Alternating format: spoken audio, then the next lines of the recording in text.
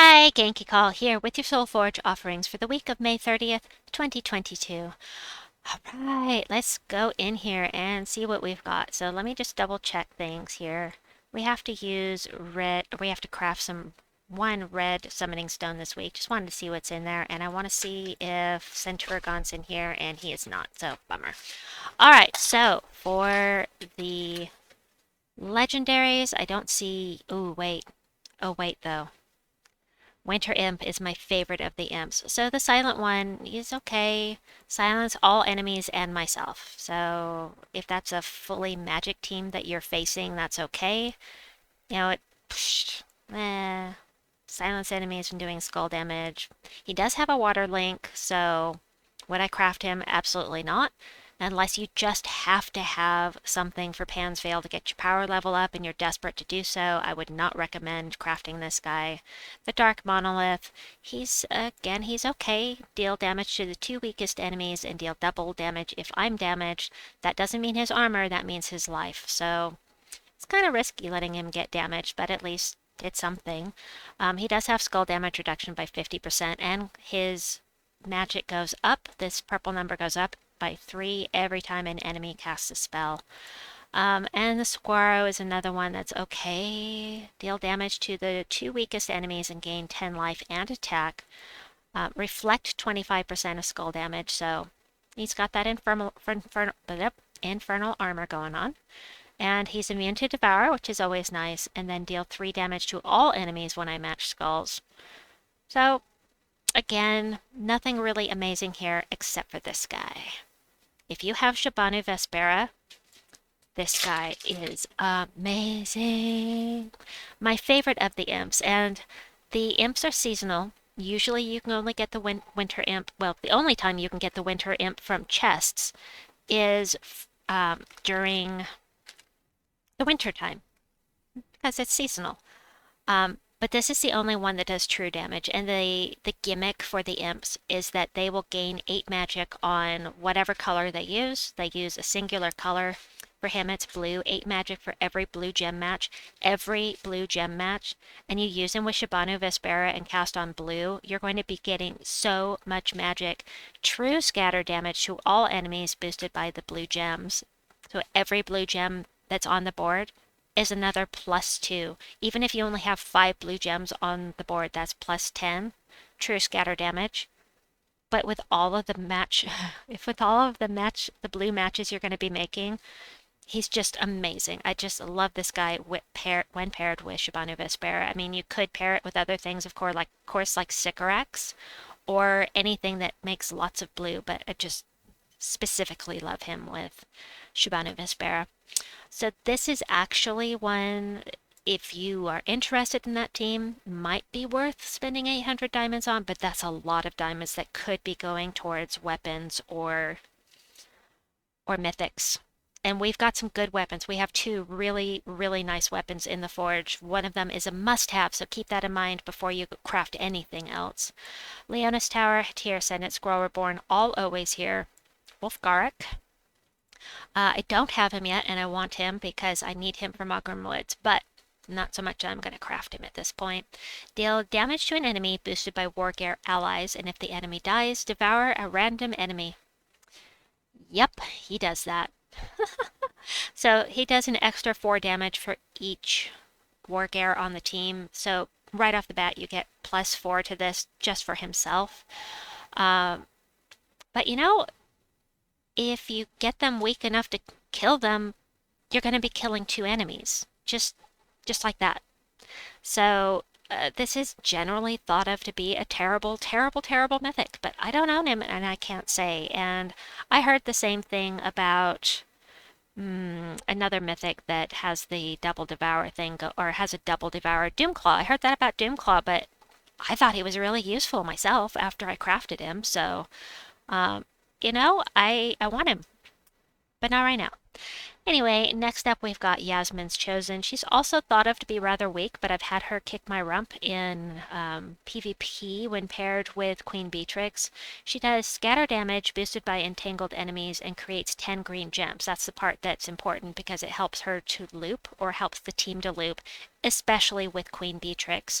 She also entangles a random enemy when matching green and gains 1 magic when an ally casts a spell, which doesn't seem like much. Um, but every little boost you can get to magic is helpful. Sthenos and Zul'Goth always here. There's the Well of Nysha. Was just talking about the mythics for Silverglade with a friend of mine earlier today. Aurora, Queen Aurora was just in the Soulforge, and now Well of Nysha is there. These are the 2 mythics for Silverglade, and Silverglade is a magic kingdom. So if you're mythic blocked in Silverglade, this is a chance to get +1 magic for you. Now, are you at the point where you would rather get +1 magic than a mythic that you really want? You know, only you can decide that, but Will of Nysha steals 3 magic from all enemies, then deals damage to them. So if there are 4 enemies, that's +12 damage that she's going to do. So every time she casts, she's more and more powerful. Reduce damage from spells by 50%, and all purple allies gain 1 to all stats at the start of each turn. There are a few mythics that do this. She is the one that does it for purple. Scorpius is the one that does it for brown. It can be incredibly helpful depending. For instance, Consort of Darkness. It would be really nice to run the Consort of Darkness with the Will of Nysha because the higher his magic is, the higher chance that the higher chance he's going to have to insta-kill because his insta-kill is based on his magic. So if he's got a 49 magic, he's got a 49% chance to insta-kill. And then each turn that goes up by 1 more. So it's an option. Enraged Kurandar is always here, and then we have Ketsuma, who it seems like was just in the Forge, but we are in a new mythic cycle. So Ketsuma does scatter damage boosted by a gem color, any gem color except for yellow, then creates 10 yellow gems and removes all of the gems of the chosen color. So you're removing a bunch of gems, more yellow can fall, and she's creating yellow. She actually loops really, really nicely. I've used her in delves, and she's quite fun to use. And she summons a light storm at the start of battle, and she might resurrect herself when she dies, and she'll have full mana when she does. So I haven't faced her much in PvP, but she has been very useful in delves. I really like looping with her down there. So Darksmith Drenza always here. So now we get to the good stuff. This is what you need to have diamonds for before anything else this week. You absolutely must have Rope Dart. Rope Dart is probably, arguably, the most powerful weapon in the game. Eliminate all armor from an enemy, deals damage, pulls them to the first position, entangles them, and you get an extra turn.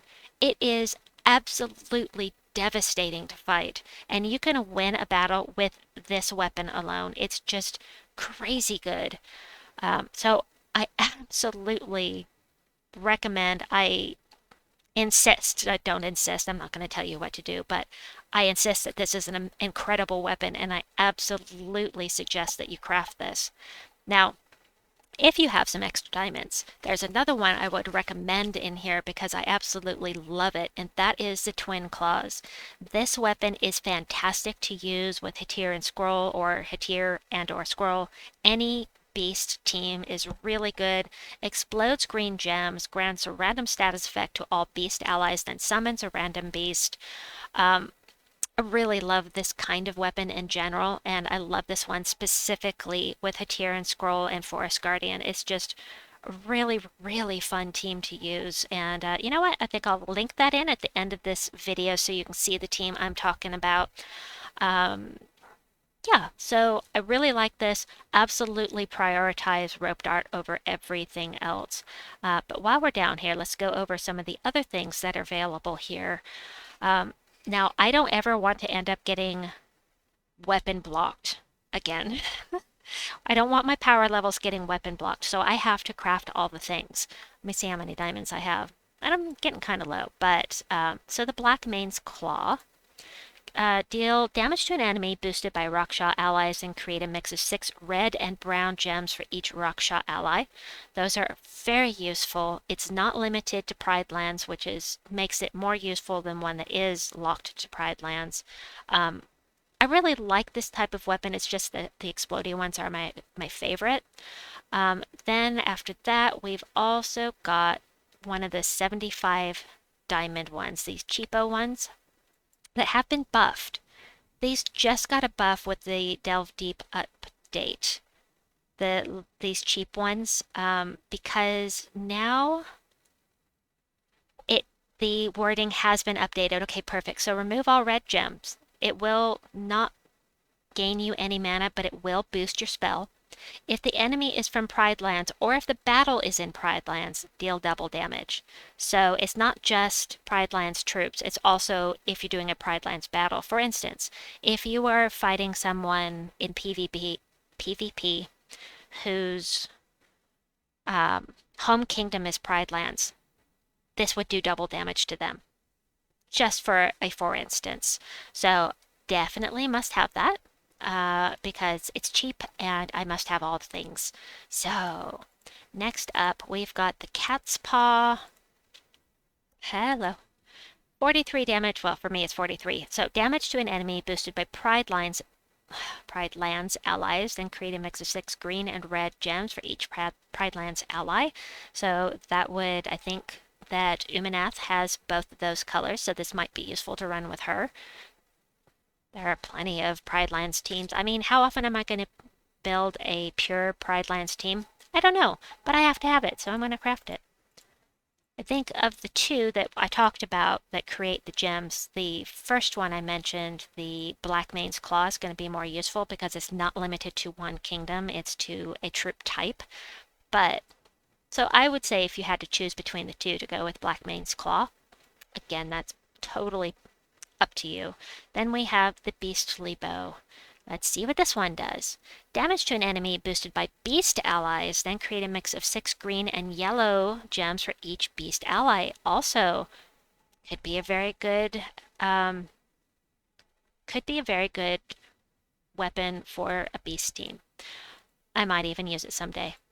I gotta get out of my comfort zone and stop using just the explodey stuff because they are very good weapons. I never use them because I have other preferences, but I'll try to get out of that.